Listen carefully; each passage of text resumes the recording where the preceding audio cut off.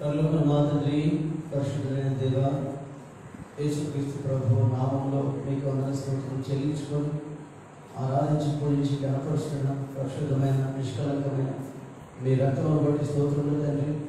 ఇలా మేము స్తుతించి ఆరాధించుటకై మాకు ఇచ్చిన ధైర్యమైన ప్రవేశముకై మీ కృపా సింహాసనం మేము చేరినట్లుగా మాకు ఇచ్చిన ఆధిక్యతకై స్తోత్రం తండ్రి. ఇలాగూ ఈ నవంబర్ మాసంలో మమ్మల్ని అందరినీ సమకూర్చి మిమ్మల్ని స్తుతించి ఆరాధించినట్లుగా ఘనపరిచినట్లుగా మీ నామమును ఒప్పుకొని జీవాలను అర్పించినట్లుగా మాకు ఇచ్చిన ఆధిక్యతకై స్తోత్రం తండ్రి. మీ కార్యం వెనటికై స్తుతిస్తున్నాను. కీర్తన 92:4 సెలవిచ్చినట్టుగా, ఎందుకనగా యెహోవా నీ కార్యం చేత నన్ను సంతోషపరుస్తున్నావని ఆ కీర్తనకారుడు అన్నట్టుగా తండ్రి, మీ కార్యం చేతనే మమ్మల్ని సంతోషపరుస్తున్నందుకై స్తోత్రం తండ్రి. మీరే మహిమ తెచ్చుకున్నారు, మీరే పరిశుద్ధపరచు, మీ రక్తాన్ని ఆశ్రయిస్తున్నారు. ఈ స్థలంలో మీ పరిశుద్ధ రక్త ప్రోక్షణ కోరుకుంటున్నాను. ఇక్కడ మాత్రమే కాదు, సార్వత్రిక సంఘంలో అనేక మంది వర్తమానికులు, మీ దాసులు అనేక స్థలాల్లో తండ్రి మిమ్మల్ని ఘనపరుస్తుండగా మీకు వందనం చెల్లించుకుంటున్నాను. ఆయా రాష్ట్రాల్లో, భారతదేశంలో ఎంతోమంది మీ దాసులు నిలబడుతుండగా తండ్రి, ఆన్లైన్లో పరిచయం జరుగుతుండగా సహాయపడండి. ప్రత్యేకించి తండ్రి మరి ఐర్లాండ్, అలాగే సౌత్ ఆఫ్రికా, అలాగే తండ్రి అమెరికా, ఇలా బ్రెజిల్ అనేక దేశాల్లో కూడా కొంత సమయం అటు ఇటు అయినా తండ్రి మరి వారు కూడా ఆరాధనకి చేరి వస్తుండగా సమయాన్ని దేవుడికరంగా చేయండి. అలాగే తండ్రి కువైట్లో కూడా, మరి దుబాయ్లో కూడా, ఆ ప్రాంతాల్లో ఎంతోమంది మా ప్రియులు ఉద్యోగాల నిమిత్తం మరి వెళ్ళి మిమ్మల్ని సేవిస్తుండగా ఘనపరుస్తుండగా ఆయా ఉద్యోగాల్లో ఉండి దేవా వర్తమానంగా నిలబడుతుండగా మీరు అభిషేకించి మీరు వాడుకోండి. అలాగే బేతేలు ప్రభు మరి సామ్యాలో మీ డేవిడ్ రాజు, ఇంకా అలాగే వెంకటరామరెడ్డి, అలాగే ఇమానే, ఇంకా అనేక మంది పరిశుద్ధులు కూడి మిమ్మల్ని ఘనపరుస్తుండగా దేవా సహాయించి, అలాగే బ్రాంచెస్ కూడా ఎన్నో వారి ఉండగా దేవ మరి ఆల్జోన్లోను, మహాబలాసులను, అలాగే షాలిఫ్లను, మంగాఫ్లను, ఇలాగ అనేక స్థలాల్లో కూడా వారు కూడా మిమ్మల్ని ఘనపరిచి కూడి మహిమపరుస్తుండగా దేవా సహాయించి, ఇచ్చిన దినాల్లో మీ వాక్యం బంధింపబడి ఉండలేదని మీరు రుజువుపరుస్తున్నారు. సంఘమిత్ర పాత్రలో ద్వారంలో నేను వారు నేరవని సెలవిస్తూ ఉన్నారు. చుట్టుపక్కల రాజ్యం, చుట్టుపక్కల సంఘాలను జ్ఞాపకం చేసుకోండి దేవా. మీ ప్రజలు మీ అందరూ సంతోషించినట్లుగా మీ దాసులు నిలవబడి మీ వాక్యం అందిస్తుండగా మీ ఆత్మ అభిషేకము దయచేయండి తండ్రి. మేము మీ స్వరం వినుము గాక, మీ ఎంతో ఆనందించును గాక, వచ్చి తరం తెలుసుకున్నట్లుగా మీ కార్యం మాకు ఇంకా బయలుపరచండి. మా నోటికి మీరే తోడయ్యు, శిష్యుడికి తగిన నోరు దయచేయండి. హెబ్రోన్ హైదరాబాద్ మీ దాని శాంసన్, మీ దాని జాన్సుబర్, తిమోదన, ఇలా అనేక మంది ప్రభావం మీరు ఐక్యపరిచి ఈ పరిచయంలో మిమ్మల్ని ఘనపరచడానికి మాకు సహాయించి మీ అదృశ్య హస్తము తండ్రి మాకు తోడుగా ఉంచు. మీ బాహుబలను కనపరచు. మీకే వందనం చెల్లించు. ఈ దినవంతరి పరిచయంలో, ఆరాధన వర్తమానంలో, బల వర్తమానంలో, పాటలు పాడట్లో, వాయించంలో, వాయించడంలో, ఇలాగన్నింటిలో మీరే మాకు తోడుగా ఉండి మీ నామమును మహిమపరచుకున్నాను. వందన స్తోత్రములు చెల్లించుకుంటూ ఘనపరచండి, స్తుతిస్తూ యేసుక్రీస్తు ప్రభువు నామమున ప్రార్థిస్తున్నాము తండ్రి, ఆమేన్.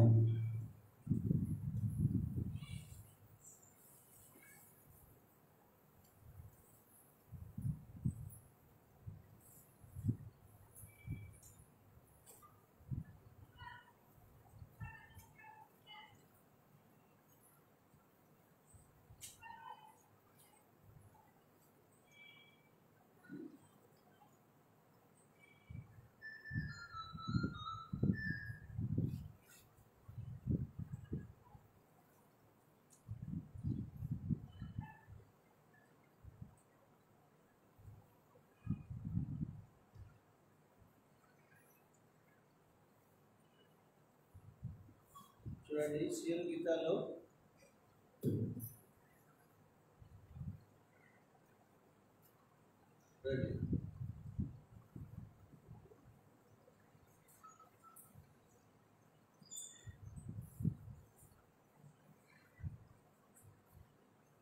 పాట సంఖ్య రండి.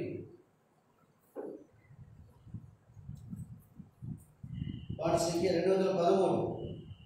భజనింపనండి ప్రభు యేసుని ఆత్మ సత్యములతో ప్రేమ. 213 పాత పాట పుస్తకాల్లో 184.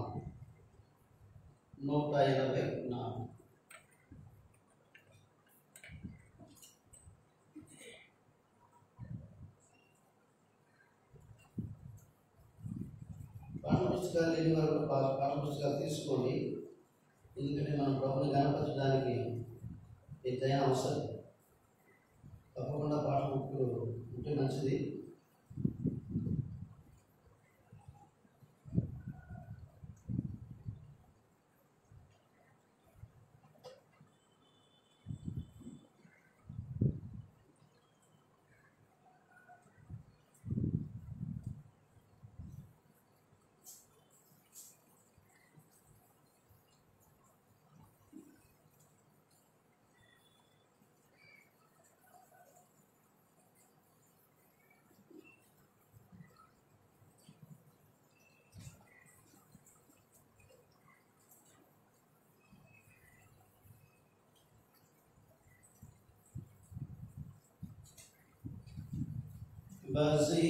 భజనింపనండి ప్రభు యేసుని ఆత్మ సత్యములతో ప్రేమమయుని పరమ తండ్రిని. భజనింపనండి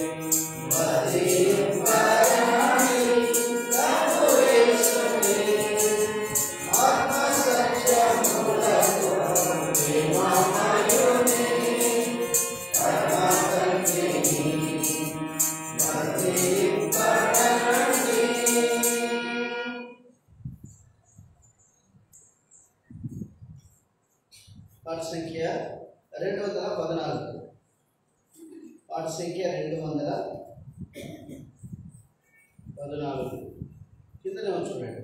అనుదినము మా భారము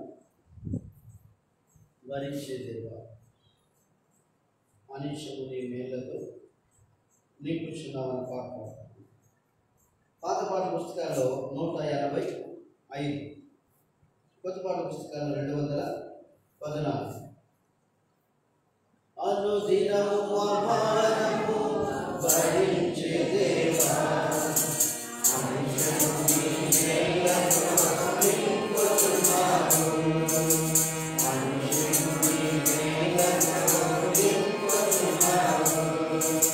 సన్మతించు మనిషము నా ప్రాణమ యేసుని, సన్మతించు మనిషము నా ప్రాణమ యేసుని, పరిశుద్ధ నామమును పొగడునేకుడు, పరిశుద్ధ నామమును పొగడునేకుడు. మొట్టెవరు నీవెను నీకునమోనే, మొట్టెవరు నీవెను నీకునమోనే.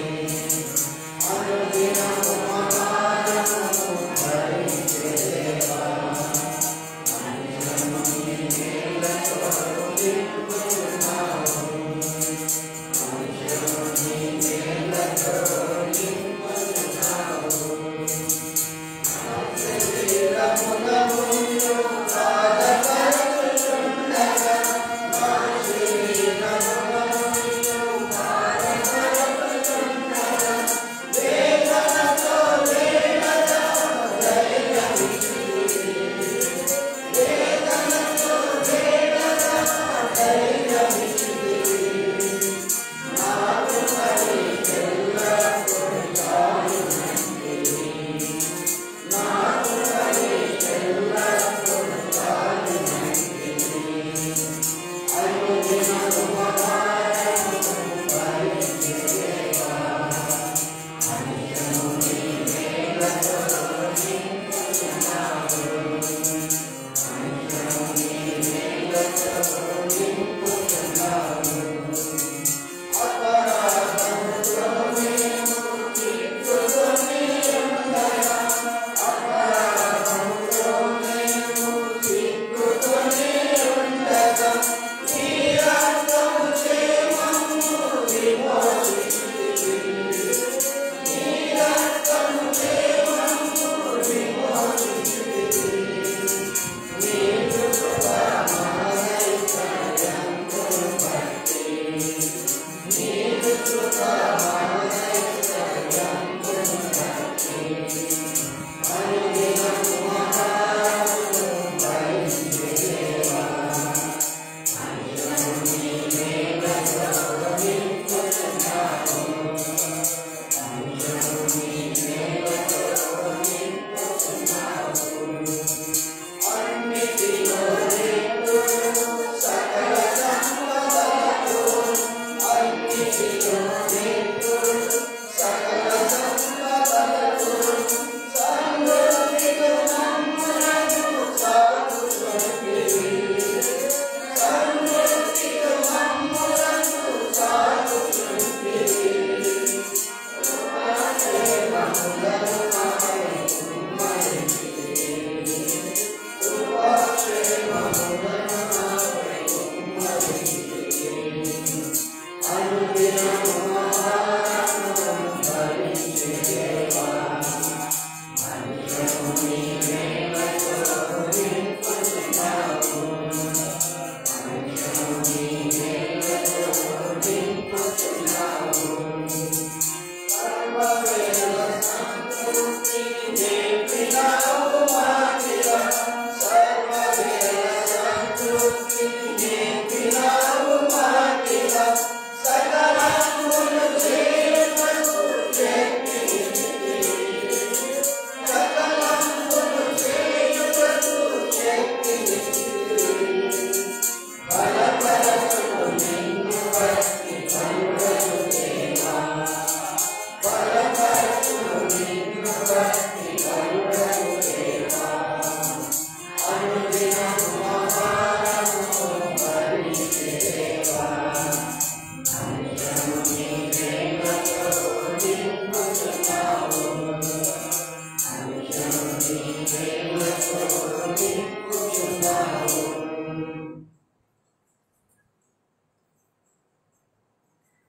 ఇంకొక పాట పాడుకుందాం మనము.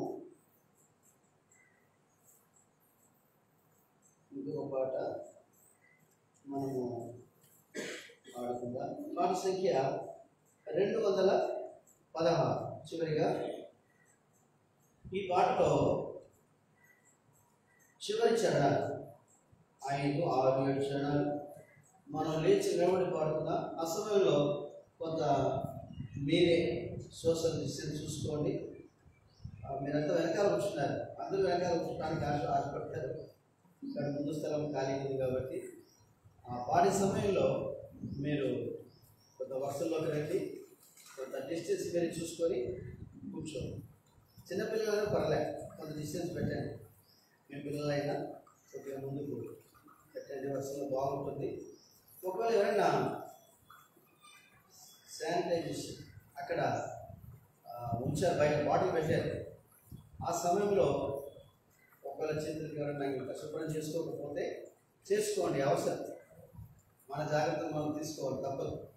గవర్నమెంట్ వాళ్ళు ఎన్నో రకాలుగా మనం చెప్తున్నారు, మన మేలు కొరకే.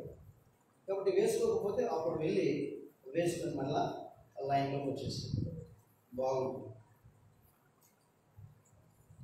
యేసు ప్రభువును స్తుతించుట ఎంతో ఎంతో మంచిది. అందరూ కలిసి పాడుకుందామా? యేసు ప్రభువును స్తుతించుట ఎంతో ఎంతో మంచిది. యేసు ప్రభువును స్తుతించుట ఎంతో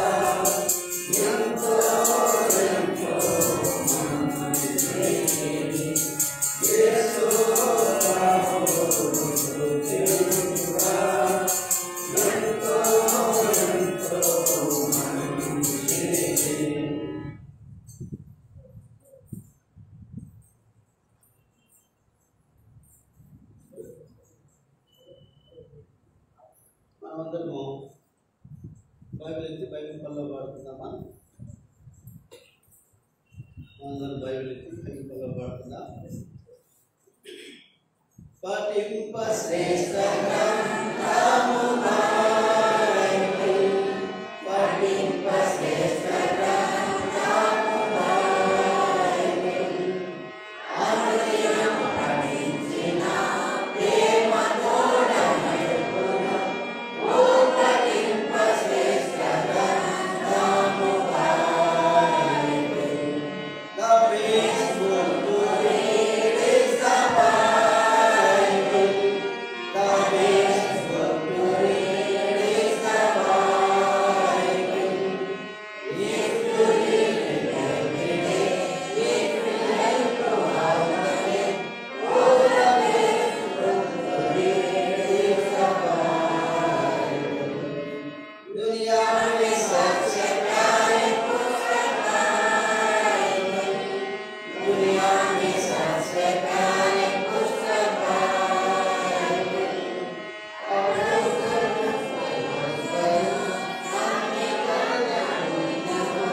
वो दुनिया में सबसे प्यारे पुस्तक बाइबल। బైబిల్ ఎత్తి బైబిల్ పదవి పాడండి. తర్వాత ఆరాధన గురించి మాట్లాడకూడదు. ఇది మాట్లాడే వేదిక కాదు. ఎంత ఇంపార్టెంట్ అయినా మాట్లాడాలి. మనం ప్రభుని ఆరాధించడానికి, ప్రభుని స్వరం వినడానికి ఇంకో మాట చెప్తే బాగుంటుంది. ఆయన ప్రసన్నం చేసుకోవాలి. మనం ఎందుకు కూడి వచ్చాము అంటే ఆయన ప్రసన్నం చేసుకోవాలి. కాబట్టి ఆ విషయాన్ని గమనించి అందరూ కూడా ఎక్కడ గారు ఆరాధనలో బయటికి కూడా వెళ్ళొద్దండి. మంచి అలవాటు కాదు. ఎందుకంటే ఆరాధనకు వచ్చాము, ప్రభుని గణపరచడానికే వచ్చాము. ఇప్పుడు నేను సేవకునికి వచ్చి కాదు, విశ్వాసం ఉన్నప్పుడు ఇంకా బాగా ఖచ్చితంగా ఉంది. ఎందుకంటే మనం ఆయన్ని గణపరచడానికి వచ్చాము. ఒక ఆ సమయాన్ని ఆయనకే కాదు. ఎప్పుడు అలా చేయగలుగుతాం చూడండి, మన ప్రభు మన ఇంత సంతోషిస్తారు. మన బిడ్డ మన పక్కన కూర్చొని పాటలు పాడుతుంది అనుకో, మనం ఏం చేస్తాం? పక్కన చూసి నవ్వుకుంటాం. నా బిడ్డ నాలాగే ఏం చేస్తుంది? ఒక చిన్న బిడ్డ పాట పాడితే మనకు అంత సంతోషం కలిగిస్తే, అమ్మ మాట్లాడదండి,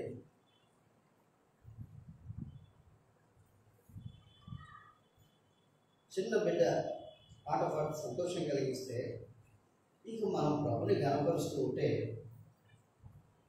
ఎంత సంతోషం ఉంటుంది కదా? తప్పకుండా ఉంటుంది. ఎందుకు అంటే మనం రక్షించిన మన ప్రభు మన ప్రవర్తన చూసి ఆనందించేవాడు. ఎవరు కూడా సాహసించవద్దు దేవునికి విరోధంగా. కాబట్టి చెప్పినప్పుడు అలాగే నడుచుకో, అది ఆశీర్వాదం. సరేనా? రండి దయచేసి కీర్తనలు 3వ కీర్తన, కీర్తనలు 3వ కీర్తన. రండి దయచేసి కీర్తనలు 3వ కీర్తన. మనమందరం ఒక దినాలు ఇక్కడే ధ్యానిస్తున్నాం. కీర్తనలు 3వ కీర్తన అందరం కలిసి మనము 3, 4, 5 వచనం కలిసి అనుకుందామా? కీర్తనలు 3వ కీర్తన 3, 4, 5 వచనాలు అందరం కలిసి మనం చదువుతున్నాం.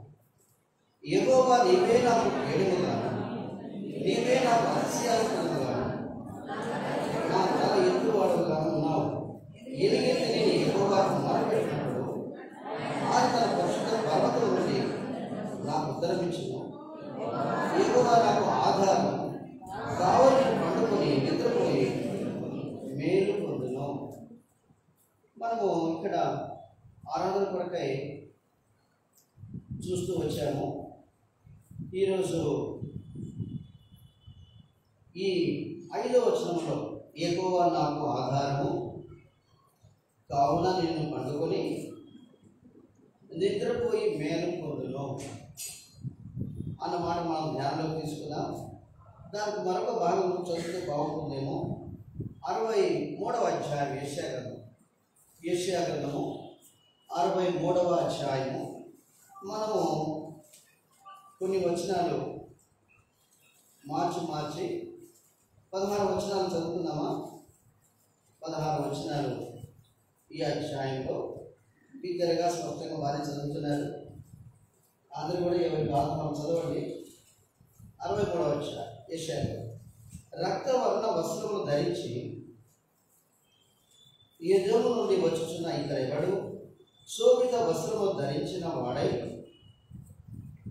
గంభీరముగా నడుచు బోస్రా నుండి బలాత్సేముతో వచ్చుచున్న ఇతడెవడు? నీతిని బట్టి మాట్లాడుచున్న నేనే, రక్షించకు బలాఢ్యుడైన నేనే.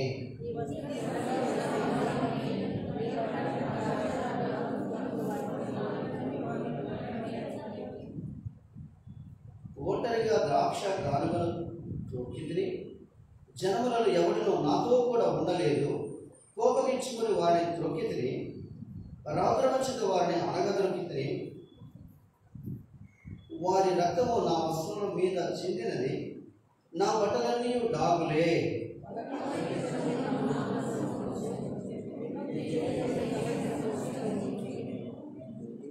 నేను చూచి ఆశ్చర్యపడితిని.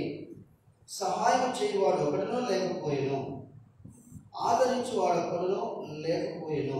కావున నా బాబు నాకు సహాయం చేసింది, నా ఉగ్రత నాకు ఆధారమాయను.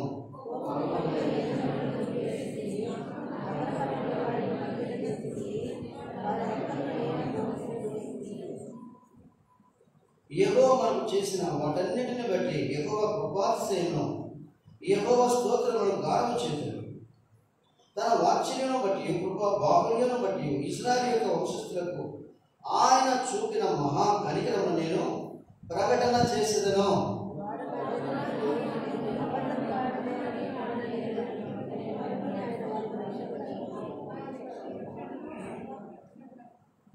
వారి యావత్ బాధలో ఆయన బాధ నొందెను.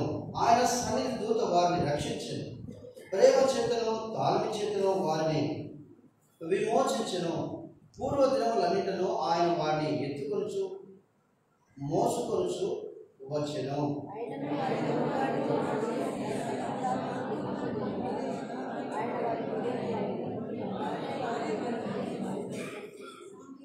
అప్పుడు ఆయన పూర్వ దినములను మోషేను తన జనులను జ్ఞాపకం చేసుకుని, తన మంద కాపరులకు కాపరి సముద్రంలో నుండి తమను తోడుకొని వచ్చిన వాడేడి?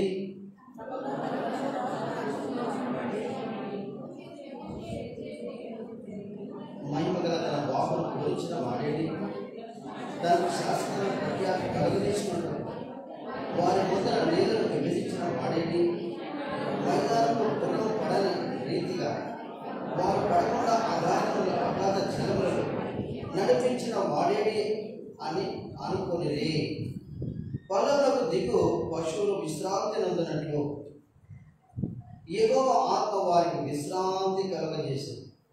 నీకు ఘనమైన పేరు కలిగినట్లు నీవు నీ జనులను నడిపించితివి.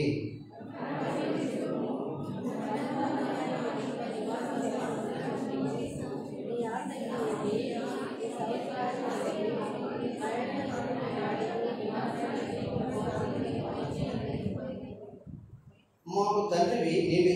అబ్రహాము మమ్మల్ని నెరవేర్చకపోయినను, ఇశ్రాయేలు మమ్మల్ని అంగీకరింపకపోయినను, యెహోవా నీవే మా తండ్రివి. అనాది కాలం నుండి మా విమోచకుడని నీకు పేరే కదా. చాలు 16 వస్తుంది దాకా అనుకున్నాం కదా. సరే, ప్రభు సహాయం కొరకై మనం ప్రార్థన చేసుకుందాం రండి.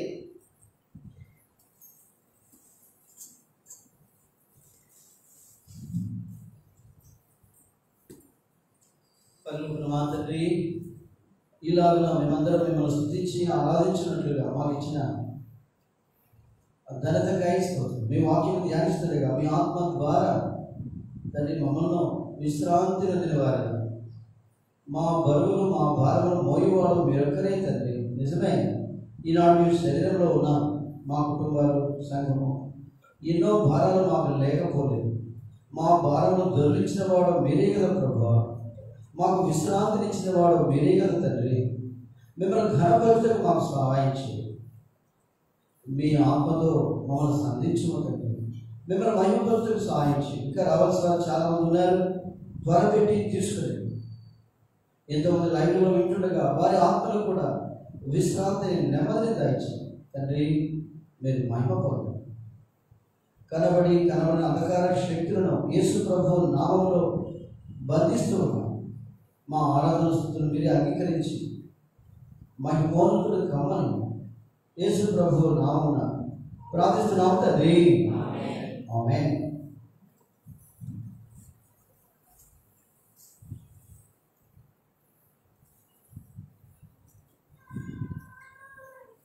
సరే, మనము కీర్తనలు 3వ కీర్తనలో 5వ వచనాన్ని మనం మళ్ళా చదువుకుందాం అందరం కలిసి. కీర్తనలు 3వ కీర్తన 5వ వచనం అందరం కలిసి చదువుకుందాము. యెహోవా నాకు ఆధారము, కావున నేను పండుకొని నిద్రపోయి మేలు. I woke again for the Lord sustained me. Sustain అంటే భరించువాడు లేక మోయువాడు అని అర్థం. ఫర్ ద లార్డ్ సస్టైన్డ్ మీ అంటే దావీదు మరి దేవుని యందు ఎలా నమ్మిక ఉంచాడు, ఎలా దేవుని ఘనపరుస్తూ వచ్చాడు గమనించి చూడండి. యెహోవా నాకు ఆధారము అంటూ వచ్చాడు.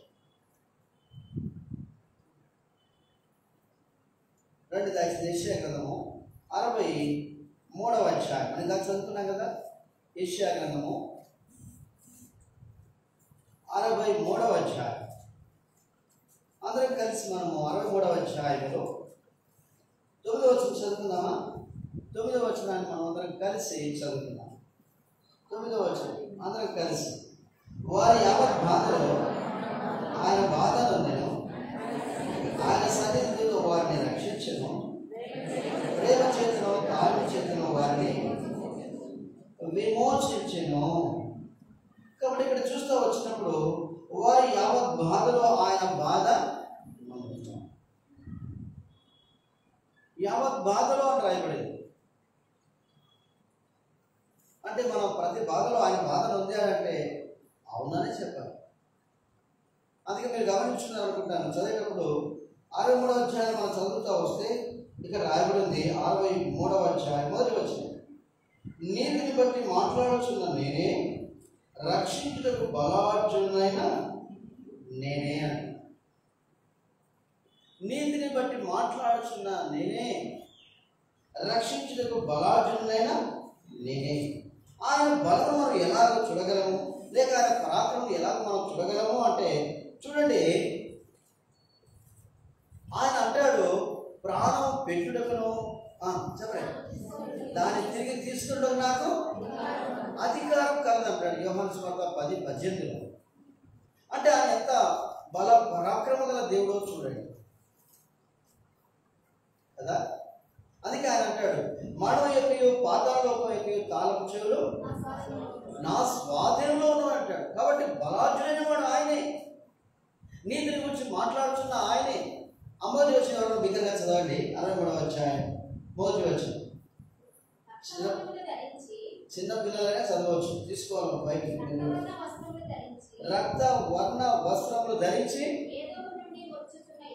ఏ దేవుని నుండి వచ్చుచున్న ఇతడు ఎవడు? చూడండి అన్నమాట, శోభిత వస్త్రములు ధరించిన వాడే గంభీరముగా నడుచు వస్త్రా నుండి బలాతిశయంతో వచ్చుచున్న ఇతడు ఎవడు? నీతిని బట్టి మాట్లాడుచున్న నేనే, రక్షించుటకు బలార్జునైన నేనే. అంటే నేనే అంటే నేనంటే ఇక ఆయన తప్ప చెప్పండి వేరొకరు. అంటే ఎంత గొప్ప దేవుడు చూడండి. ఆయన నేనే అంటున్నాడు అంటే ఇక మరొకరు లేదు. అందుకే యెషయా చాలా బాగా అంటే ఏమంటాడు, నేనే రక్షకుడు, నేను తప్ప వేరొక దేవుడు లేడు అంటాడు. కాబట్టి అలాంటి బలాఢ్యుడైన దేవుడు ఇక్కడ గమనించి చూస్తూ వస్తే రాయబడింది ఏమని రాయబడింది ఇక్కడ. మనం ఒకవేళ 2వ వచనం చదువుకున్నాం అందరం కలిసి. 2వ వచనాన్ని అందరం కలిసి మనం చదువుకున్నాం. నీ వస్త్రం ఎర్రగా ఉన్నదేమి, నీ బట్టలు ద్రాక్ష గానుగాను తొడుగుచుండు వారి బట్టల వలె ఉన్నవేమి. చూడండి ఇక్కడ ఆయన బట్టలు ఎలా ఉన్నాయంట, ఎర్రగా ఉన్నాయంట. ద్రాక్ష గానుగా తొక్కుచుండు వారి బట్టల వలె ఉన్నవంట. అంటే ఎందుకలాగైనా ఆయన వస్త్రాలు? ఒకవేళ మన పాఠకంలో చూడగలిగితే 19వ అధ్యాయంలో ఆయన రక్త వర్ణ వస్త్రములు ధరించుకుని వాడని రాయబడి. ఒక రక్తపు చుక్క మన బట్టల మీద అయితే మనం ఏం చేస్తాం చెప్పలే? సంతోషంగా ఉంటామా? అయ్యో ఒకవేళ ఆదివారం పోయించారా ఎక్కడికి, కడికి అక్కడికి పోయించారా? ఒకవేళ వాడు చికెన్ కొడుతుంటే మటన్ కొడుతుంటే ఒక డ్రాప్ అంటే ఒక కొద్దిగా అది కూడా వచ్చి చుక్క మీద పడింది అనుకోండి, ఏం చేస్తాం? అయ్యో మీకు ముందుగానే చెప్పాను కదా సార్ మీరు దూరంగా ఉండమని, మీరేమో దగ్గరకు వచ్చి నిలబడితే. గమనించండి, ఒక్క చుక్క పడితే అంత బాధపడతామే. ఈయన రక్త వర్ణ వస్త్రములు ధరించు అంటే ఎందుకు అంతగా ఆయన ధరించుకున్నాడు అంటే మనల్ని రక్షించడానికి. అక్కడ యెషయా 63వ అధ్యాయం అంటాడు. ఒకవేళ ఇంకా వచ్చిన చదువుదామా అంటే దయచేసి 63వ అధ్యాయము. ఇప్పుడు 3వ వచనం చదువుకుందామా అందరం కలిసి. 3వ వచనాన్ని అందరం కలిసి చదువుకుందాం. ఒంటరిగా ద్రాక్ష గానుగను త్రొక్కిందని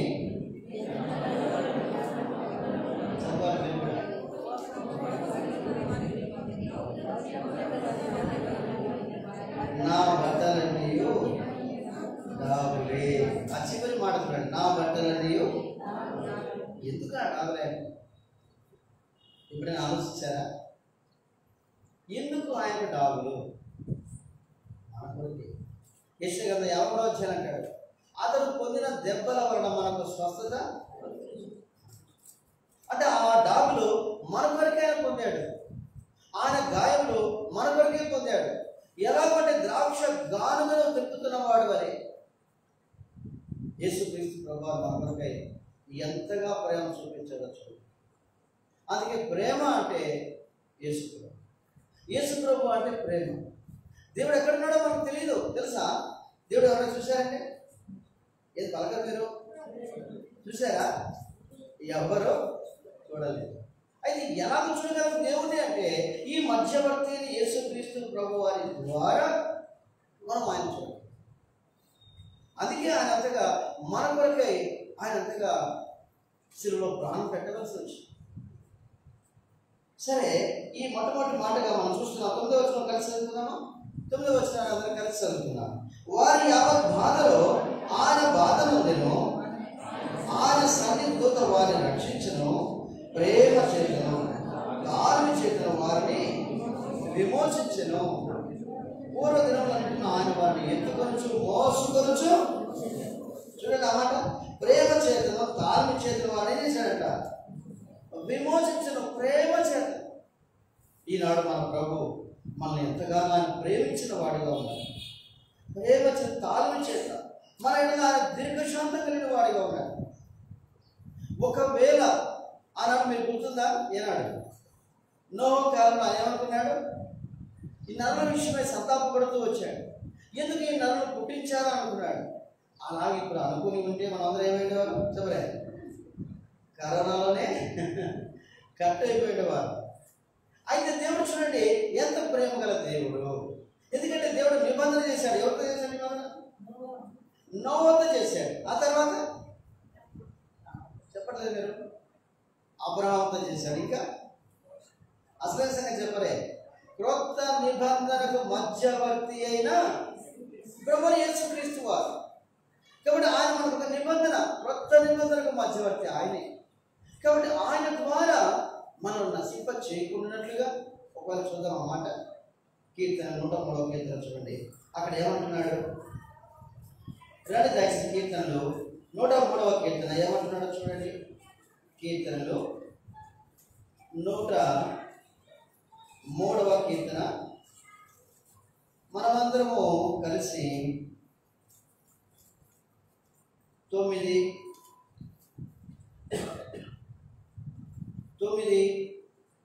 లేకపోతే 8, 9, 10 అందరూ కలిసి చదువుకుందామా? 8, 9, 10 అందరూ కలిసి. యెహోవా దయాదాక్షిణ్య పూర్ణుడు, దీర్ఘశాంతుడు, కృపా సమృద్ధి గలవాడు, ఆయన ఎల్లప్పుడూ వాద్యమాడువాడు కాడు, ఆయన నిత్యము కోపించువాడు కాడు. మన పాపములను బట్టి మనకు ప్రతీకారం చేయలేదు, మన దోషమును బట్టి మనకు ప్రతిఫలం. అది చూసారా? 8వ వచనం అంటాడు దయాదాక్షిణ్య పూర్ణుడు. 2వ భాగంలో అంటాడు దీర్ఘశాంతుడు, కృపా సమృద్ధి గలవాడు, ఆయన ఎల్లప్పుడూ వాద్యమాడువాడు వాడు, ఆయన నిత్యము కోపించేవాడు వాడు. కాబట్టి మన పాపను బట్టి ఆయన మనకు ప్రతీకారము చేయలేదు, మనకు ప్రతిఫలం ఇవ్వలేదు. కాబట్టి ఆయన మన కొరకై అలాగూ సిలువలో రక్తము కార్చి ఆయన పరిశుద్ధమైన రక్తము ద్వారా మన అతిక్రమములన్నింటినీ, మన పాపములన్నింటినీ ఆయన తుడిచివేసిన వాడిగా ఉన్నాడు. నిజంగా మనం ఎంత ధన్యులమో. సరే, ఆ ఒక మాట సరిపోద్దేమో. 2వ మాట మనం వెళ్దామండి. యెషయా గ్రంథము 63వ అధ్యాయం 8వ వచనం అందరం కలిసి చదువుకుందామా? 8వ వచనం అందరం కలిసి మనము చదువుకుందాం. వారు నా జనులనియు అబద్ధము ఆడలేని పిల్లలనియు అనుకుని ఆయన వారికి రక్షకుడు ఆయను. ఈ మాట చూడండి, వారు నా జనులనియు. ఎవరంట? నా జనులనియు. కాబట్టి మనం ఇప్పుడు ఎవరు అంటే ఆయన చేత రక్షింపబడిన జనాంగం మనం, ఆయన ప్రజలకు మనం. ఇప్పుడు 2వ కొరింథీ 6వ అధ్యాయం మనం చూస్తూ వస్తే రాయబడింది, నేను మిమ్మల్ని చేర్చుకుందును, నేను మీకు తండ్రిని అయ్యును, మీరు నాకు కుమారులను కుమార్తెల ఇంద్రని సర్వశక్తి గల ప్రభు. చెప్పండి, మీరు చెప్పరే? సర్వశక్తి గల ప్రభు ఏం చేస్తున్నాడు? చెప్పుచున్నాడు. కాబట్టి ఈనాడు మనం ఆయన జనం, ఆయన ప్రజలము, ఆయన కుమారులు, ఆయన కుమార్తెలు. ఒకవేళ 3వ మాటకి వెళ్దాం, సమయం సరిపోదు కాబట్టి రండి. 3వ మాటకి రండి దయచేసి. ఇక్కడే యెషయా గ్రంథం 63వ అధ్యాయం మనమందరము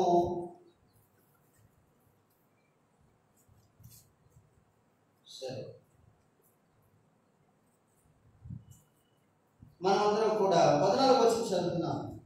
14వ వచనాన్ని అందరం కలిసి చదువుకుందామా? పల్లవునకు దిగు పశువులు విశ్రాంతి పొందినట్లు యెహోవా ఆత్మ వారికి విశ్రాంతి కలుగుతుంది. నీకు ఘనమైన పేరు కలుగునట్లు నీవు నీ జనులను నడిపించితివి. ఇక్కడ చూడండి అంటున్నాడు, నీవు నీ జనులను నడిపించితివి.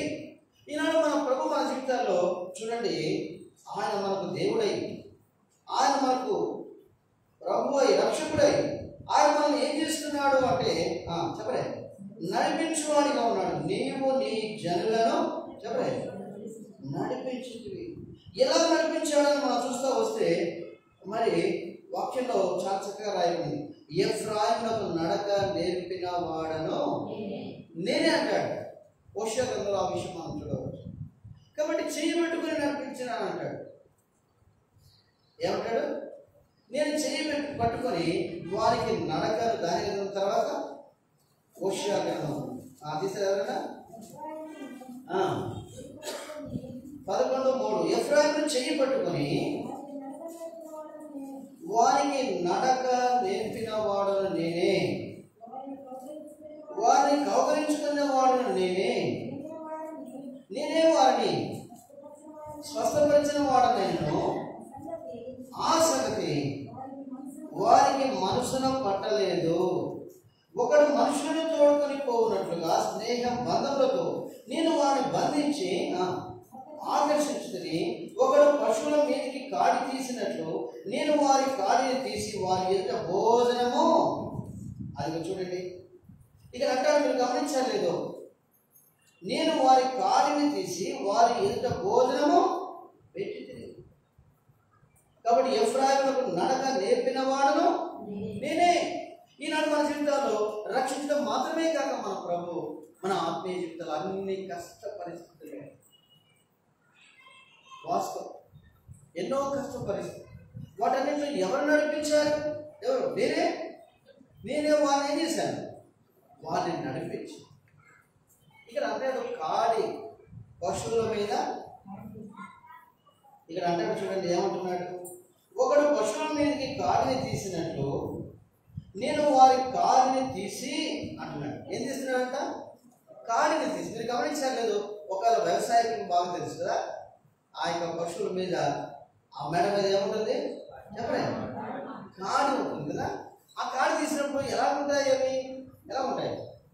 ఎంతో సంతోషిస్తాయి. ఎందుకంటే ఆ బరువంతా అప్పటిదాకా మోస్తూ వస్తాయి, ఆ పొలం దున్నుతూ వస్తాయి, భారం భరిస్తూ వస్తాయి. ఎప్పుడైతే కాడి తీసివేయబడింది చూడండి, మనకు కొంచెం అనుకుంటుంది ఏదైనా బరువు ఉంటే ఆ బరువు తీసి పక్క పెట్టిన తర్వాత అమ్మయ్యా అంటే మన ఊపిరి ఏం చేస్తాం? పీల్చుకునే వారికి, వదిలే వారికి ఉంటాం. కొన్నిసార్లు లారీ బస్సులో మీరు గమనించలేదు, బస్సు ఆపినప్పుడు వాటిలో ఏం తీసుకెళ్ళి చూసారా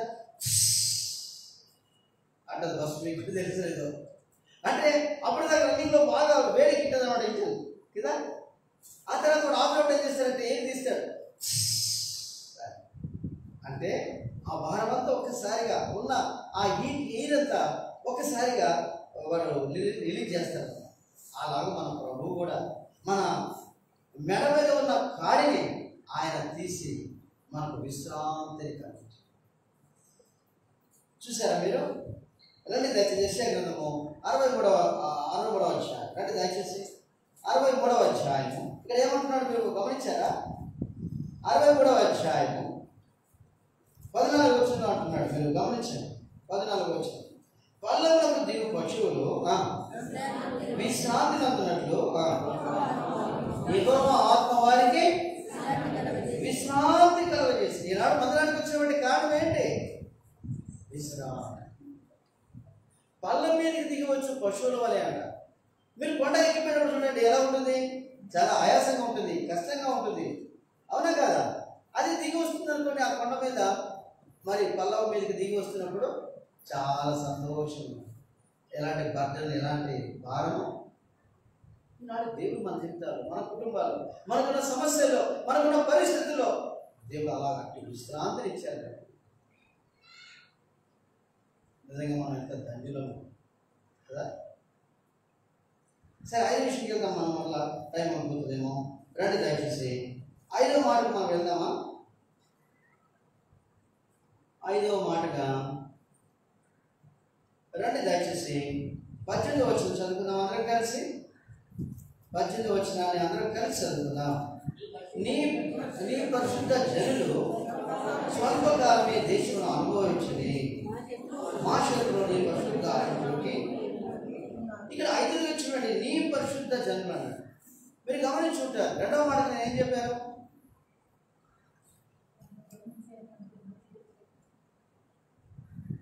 ఏమన్నా తలకాయలు నీ జనులు ఎవరంట? చెప్పాను కదా ఈ మాట ఇందాక చెప్తేనే. 2వ కొరింథీ 6వ అధ్యాయంలో చెప్పాను, నేను మిమ్మల్ని చేర్చుకుందును, నేను మీకు తండ్రిని అయ్యును, మీరు నాకు కుమారులను కుమార్తెలై ఉన్నారని సర్వశక్తి గల ప్రభు. మీరు చెప్పట్లేదు అన్నా కదా. కాబట్టి జనులు, ఆయన జనులమై ఉన్నాం. అయితే ఇక్కడేమంటున్నాడు? నీ పరిశుద్ధ జనులు అంటే ఆయన యొక్క ఉన్నత ఉద్దేశం చూడండి, ఆయన యొక్క సంకల్పం చూడండి. అంటే కేవలం ఆయన జనులుగా మనం పిలువబడడం మాత్రమే కాదు, మనం ఆయన రక్తం చేత విమోచింపబడడం మాత్రమే కాదు, పరిశుద్ధమైన జనము. ఏ జనం అంట? అది భక్తి గారు రాస్తారు పుస్తకాల్లో. ఏమని రాస్తారు? ఆయనేమో మరి ఉద్యోగంలో ఇంటి దగ్గర కూడా ఎవరంట? ఆయన పుల్లయ్య అంట. ఎవరంట? పుల్లయ్య. అయితే దేవుని మందులో ఎవరైనా? పౌలయ్య. పౌలు. అబ్బో, దేవుడు భక్తి గారు రాస్తారు, పరలోకంలో అంట దేవుడు ఈ పౌలు గారిని దూతలకు పరిచయం చేస్తారంట. ఎవరు ప్రభు ఈయనంటే, ఈయన ఫలానా ఆ డొక్కు పల్లెటూరు నుంచి వచ్చినవాడు కదా అని దూతలు అంటూ ఉంటే, కాదు డొక్కు పల్లెటూరు కాదు, ఈయన ఎవరు? ఈయన మిస్టర్ పాల్, బ్రదర్ పాల్ అంటాడంట. అదేంటి? అవును, డొక్కు పల్లెటూరు ఇళ్ళలో మనం ఉండవచ్చు కానీ, లేక చిన్న గ్రామంలో ఉండవచ్చు కానీ, ఆయన ఇంటికి మనం వెళ్ళినప్పుడు పరిశుద్ధమైన జనముగా, ఎంత గొప్ప ఆధిక్యత. మనం దేవదూతలను కోరుకోలే, తెలుసా మీకు ఆ సంగతి? ఎవరు కోరుకున్నాడు? ఏది మీరు చెప్పట్లేదే? ఏ మానవులంటే సరిపోతా? మనల్ని కోరుతున్నాడు. ఎవరు కోరుకున్నాడు? మనల్ని కోరు. ఆయన ఆరాధించడానికి, ఆయన స్తుతించడానికి, సందర్భాన్ని బట్టి ఆయన మొరపెట్టడానికి, ఆయన ప్రార్థన చేయడానికి దేవుడు మనల్ని కోరుకున్నాడు. ఒకవేళ మనము లూకా రాసిన సువార్త 18వ అధ్యాయం చూస్తే మన అంశం కాదు, వెళ్ళదండి అంశం కాదు కానీ చెప్తున్నా. దేవుడు తను ఏర్పరచుకున్న వారు దివారాత్రులు తన గురించి అంటే చూడండి, తనకు మొరపెట్టుకోవడానికి మనం ఏర్పరచుకున్నాడు. ఎంత గొప్ప ఆధిక్యత! అందుకే ఆయన పరిశుద్ధ జన్మగా మనం ప్రవేశించాం. సరే, ఆ విషయానికి వెళ్దాం రండి త్వరగా. యెషయా 43వ అధ్యాయం రండి 6వ మాటగా. ఇప్పుడు 9వ వచనం మళ్ళీ చదువుకుందామా? 9వ వచనాన్ని మళ్ళీ మనం అందరం కలిసి చదువుకుందాం. అందరం కలిసి 9వ వచనం. వారి యావత్ బాధలో ఆయన బాధలు నేను ఆయన సన్నిధి దూత వారిని రక్షించను, ప్రేమ చేతను తాగిన చేతను వారిని విమోచించను, ఆయన వారిని ఎత్తుకొనొచ్చు మోసుకొనొచ్చు వచ్చాను. ఏం చేస్తున్నాడు? ఎత్తుకొనొచ్చు మోసుకొనొచ్చు వస్తున్నాడట. పూర్వదినం అన్నిటిలో ఎవరు ఎత్తుకుంటారు చెప్పండి చూద్దాం. ఏది ఇసేపా? ఎవరు ఎత్తుకుంటారు? తండ్రి ఎత్తు. అంటే ఒక తండ్రి వలె మన పిల్లల విషయం మనం ఎంత బాధ్యత కలిగి ఉంటాం కదా, అవునా కదా? ఎంతో బాధ్యత. తీర భోజేశ్వరు వాళ్ళు అమ్మ చేస్తారు, అవునా కదా? చేయడం మాత్రం కాదు, మనం దాన్ని ఏం చేస్తారు ఇక మామూలు కాదు. ఒకవేళ మనం గమనించకపోతే ఏకంగా అవును నిజమే జరిగే విషయం చెప్తున్నా. అయితే చూడండి, మనం వాళ్ళు అసహించుకుంటాం, చిచ్చి అంటాము, కానీ ఏం చేస్తాం? బాగా సోపేసి చేతులు కడిగి నోరు కూడా మళ్ళీ కడిగి అన్ని కడిగి ఆ తర్వాత కొద్దిగా ముఖానికి పౌడర్ వేసి తమాలేదా? మన ప్రభు కూడా చూడండి మన విషయంలో ఎంత ప్రేమ కలిగిన వాడి ఉంటాడు. అందుకే ఇక్కడ అంటాడు, వారి యావత్ బాధలో ఆయన బాధను నేను. ఈనాడు మన జీవితాలు వాస్తవమే ఆయన ఇష్టం కాని కూడా చాలాసార్లు మనం కోరుకుంటాం. ఎన్నోసార్లు మన ప్రభు మన విషయంలో ఆయన సంతోషించవలసినంతగా మన సంతోషించలేకపోతారు. అయినా ఆయన విడిచిపెట్టాడు తెలుసా? ఎందుకంటే ఒక తండ్రి ఒక తల్లి తన బిడ్డలను విడవనప్పుడు ఆ లోకపు తండ్రి ఎలాగో విడవడాయి. అందుకే ఆయన ఎబ్రీ 13:5 అంటాడు. ఎవరు చెప్తారా? చూడకుండా నిన్ను ఏమాత్రం విడువను. మరి అట్లే ఉందా? మీరు చెప్పినట్టుందా? నిన్ను ఏమాత్రం అంటే అక్కడ అర్థమవుతుందా? నిన్ను విడువలు వేరు, ఏమాత్రం అంటే ఏ కొంచెం నిన్ను. మన జీవితాలు మన ప్రభు ఎంత చాలిన వాడు. అందుకే అంటాడు, పవిత్రుడు నిర్దోషి నిష్కల్మషుడు పాపంలో చేరక ప్రత్యేకంగా వాడు ఇంటి ప్రధాన యాజకుడు మనకు సరిపోయిన వాడు. ఎవరంట? పుట్టినోట్లకు మాట ఉంటుంది. ఎవరంట? అందరూ చెప్పట్లేదే అంటే మీరు బైబిల్ చదవట్లేదా? తగిన వాడు చదవండి. అందుకే బైబిల్ చదివేటప్పుడు చిన్న అక్షరాలు పుట్టినోట్లో భలే బాగా రాసి ఉంటాడు. కొన్ని విషయాలు మూల భాషలో ఉన్నాయి. ఎట్లా? మూల భాషలో భలే మీనింగ్ చాలా బాగుంటుంది. ఇంగ్లీష్లో అంటారు ఇన్సైట్ అంటారు, అంటే అంతర్భావం అన్నది ఆ మూల భాషలో ఉంటున్నాను. చాలా బాగుంది. సరే, ఇక్కడ చూస్తూ వస్తే దేవుని వాక్యంలో చూసినట్టుగా మన ప్రభు నిజంగా మనం ఎంతగా ఎత్తుకొని మోసుకోవచ్చు. ఆయన మనం నడిపిస్తూ ఆయన మనల్ని కాపాడుతూ నడవచ్చు. సరే, 10వ వచనం చదువుకుందామా? 10, 11, 12 అందరూ కలిసి చదువుకుందాం. 10వ వచనం నుంచి. ఆయనను వారు తిరుగుబాటు చేసి ఆయన పరిశుద్ధాత్మను దుఃఖింపజేయక ఆయన వారికి విరోధి ఆయన తానే వారితో యుద్ధం చేసింది. అప్పుడు ఆయన పూర్వ జనులను మోషేను తన జనులను జ్ఞాపకం చేసుకుని తన మంద కాపరులకు సహకారి సముద్రంలో నుండి తమను తోడుకొని వచ్చిన వాడేడి, తమలో తన పరిశుద్ధాత్మను ఉంచిన వాడేడి, మోషే కుడి చేతి వైపున మహిమగల తన బాబును బోధించిన వాడేడి, తనకు శాస్త్రమైన ప్రఖ్యాతి కలుగజేసినడు, వారి ముందర నేతను విభజించిన వాడేడి, మైదానంలో గుర్రము పడని రీతిగా వారు పడకుండా అగాధ జనములు నడిపించిన వాడేది ఎనుకునేది. చూసారా ఎన్నిసార్లు ఈ మాట రాయబడిందో? ఏమని రాయబడింది? వాడేది వాడేది వాడేది. ఇదేంటి? అవును, మనలో ఏడకి మనం చూస్తూ వస్తే తమలో తన పరిశుద్ధాత్మను ఉంచిన వాడు ఏది? ఎఫ్సి 1:13 చదువుతారా బిగ్గరగా? ఎఫ్సి 1:13.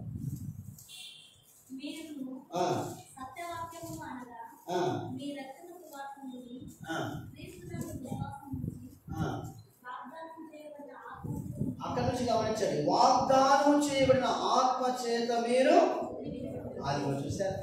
కాబట్టి పరిశుద్ధాత్మను వాగ్దానం చేసి మనకు అనుగ్రహించారు. ఒక స్థలం కొన్నాం అనుకోండి, మొట్టమొదటి ఏం చేస్తాం? రిజిస్ట్రేషన్, అంతేనా? ఏం చేస్తారు? అగ్రిమెంట్. అంటే డబ్బులు తక్కువ ఉంటాయి, అది కూడా ఫుల్గా ఉంటే ఏం చేసుకోవచ్చు. మరి అగ్రిమెంట్ ఎందుకు చేస్తారు? అగ్రిమెంట్లు తేడా వస్తాయి, అవునా కదా? అగ్రిమెంట్లు ఇల్లు అగ్రిమెంట్లు ఎత్తిపోయాయో, మరి ఎందుకు మీరు అగ్రిమెంట్ అంటున్నారు? Not agreement, registration. ఇంకా రిజిస్ట్రేషన్ చేస్తే దాంట్లో తిరిగే ఇప్పుడు కొత్తగా వచ్చిన ఆప్షన్ ఏంటిది? మన సెల్లులో పెట్టుకొని వాళ్ళని సర్వే నెంబర్ని కొడితే ఏమవుతుంది? ఎక్కడో అమెరికాలో కొంటే కూడా ఇండియాలో చూసుకోవచ్చు నా సర్వే నెంబర్ ఇది. ఇప్పుడు అన్నీ అట్లాంటి ఆప్షన్స్ వచ్చాయి. అంటే గమనించండి, రిజిస్ట్రేషన్. మన ప్రభు తన ఆత్మ చేత మనల్ని ముద్రించి మనం ఆయన స్వాస్థ్యమై ఉన్నామని, ఆయన జనమై ఉన్నామని, ఆయన ప్రజలమై ఉన్నామని ముద్ర వేయువాడిగా. అందుకే ఒకవేళ నేను ఎక్కువ చెప్తున్నానేమో, సరే ఒక మాట చదువు. యోహాను సువార్త 10వ అధ్యాయం తీయండి త్వరగా రండి దయచేసి. యోహాను సువార్త 10వ అధ్యాయం త్వరగా రండి. యోహాను సువార్త 10వ అధ్యాయం మనమందరం కలిసి 27, 28 చదువుకుందాం. కలిసి చదువుకుందాం. నా గొర్రెలు నా స్వరం వినును, నేను వాటిని ఎరుగును, అవి నన్ను వెంబడించును, నేను వాటికి నిత్య జీవం ఇచ్చుచున్నాను కనుక అవి ఎన్నటికి నశించవు. ఎవరినో వాటిని నా చేతిలో నుండి అపహరించు. వాటిని నాకు ఇచ్చిన నా తండ్రి అందరికంటే గొప్పవాడు కనుక నా తండ్రి చేతిలో నుండి ఎవరినో వాటిని అపహరింప. మీరు గమనించి ఉంటారు అనుకుంటాను. ఈ 3 వచనాల్లో మీరు గమనిస్తే, ఎవరినో వాటిని నా చేతిలో నుండి అపహరింప. 29 చివరి భాగం, నా తండ్రి చేతిలో నుండి ఎవరినో వాటిని. అంటే ఇక్కడ మీరు గమనించారా? ఇప్పుడు మనం ఎవరి చేతిలో ఉన్నట్టు?